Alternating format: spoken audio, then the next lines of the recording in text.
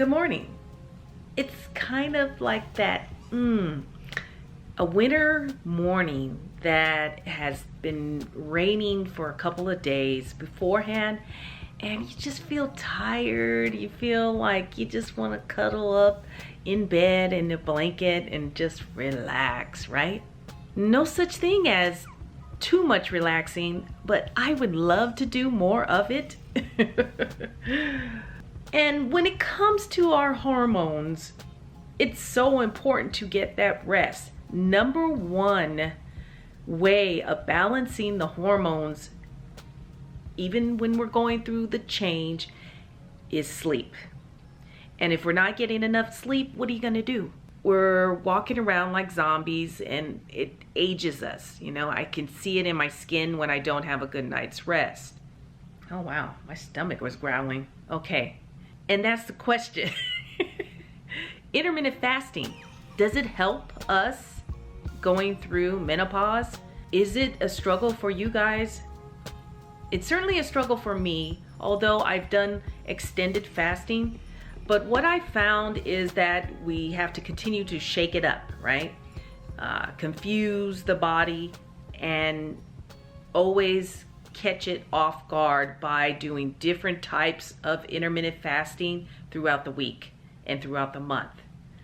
So maybe it's just one day of pushing it to a 24-hour fast, you know, just giving it a little bit of stress, just a little bit of stress on the body to help it cleanse, get to the level of autophagy where the cells are repairing itself, right? That's what autophagy is. And as I'm doing more reading and looking at other doctors' philosophies and theories about intermittent fasting, more and more today, they are really coming aboard and realizing how good it is for us to take a break with our digestive system, but also cleansing. It's part of detoxing all those bad chemicals and free flying toxins in your body. We have to address the gut health if we are going to continue pushing a weight loss, some type of deficit there, right? So we can have better health in general. Because if we're overweight, and I know I am because my BMI is higher than I want it to be. You know, there's about a 10-pound difference that needs to happen.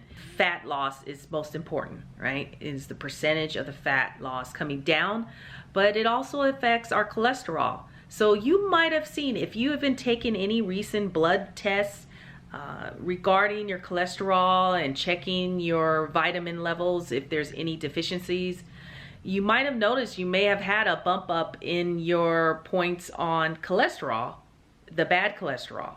If your gut health is not in check, then that's going to affect the cholesterol, right? There are blood sugar levels that increased too much than they should. So eating more protein is very good about leveling out the glucose levels, eating good fats, and eating good fiber. These are very important.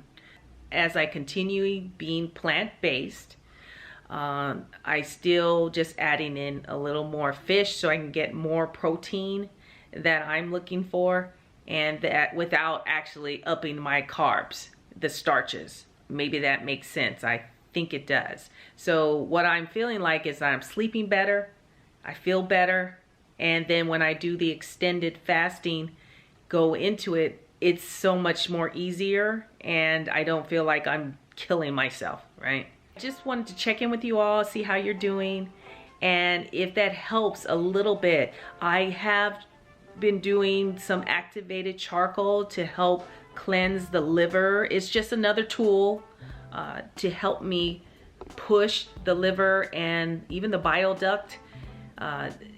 Those can be places where the cleansing needs to be really helped to push it through, and balancing the estrogen. You know, we have dirty estrogens as well that can be create havoc in weight gain and belly fat too. I just want to make sure that everything is functioning smoothly, and the activated charcoal helps with kidney as well as liver cleansing. And so I'm trying that, and I used to do this years ago. There's so many things that I'm just returning back to what I already knew, and to also to use it as a tool to help me to continue detoxing those areas that are stress and causes the insulin resistance. You thinking? So there are many tools that we can work with the hormones to push or to give that assistance to the weight loss by utilizing these things in a natural sense. I'm all about being natural as possible when it comes down to working with the hormones, but also to deal with that menopausal weight gain and how do we make it budge. Number one is that gut health. I think it's the most important, along with getting a lot of sleep, because that ties into moving down the cortisol levels of stress. So insulin resistance is what happens when we have too much stress in our life. So you have to make changes, just like I know I'm making small changes and they're adding up to one big wonderful way of living in your lifestyle. And whether that is taking more breaks, if you have a stressful job, maybe you can't change your job right now, and I get it. But if you are going to continue in a high stress type of position, then you have to learn how to manage it. Make sure you're balancing out your personal life, and it's just as important throughout the day when you are working, because life happens while you work, right? There's no, oh, let's separate the two. It really happens while you're in your work hours, right?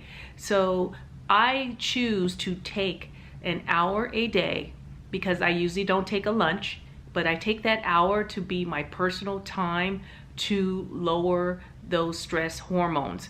And that means meditate, whether it's 5 minutes, 10 minutes, 15 minutes. Sit down and pray or meditate, and to calm down the nerves and visualize where you like to be, where you like to go, and then what you are. Because if we're looking at ourselves as who I am in the future, but being that person today, right? Then you're telling your body, your brain, that you are already there.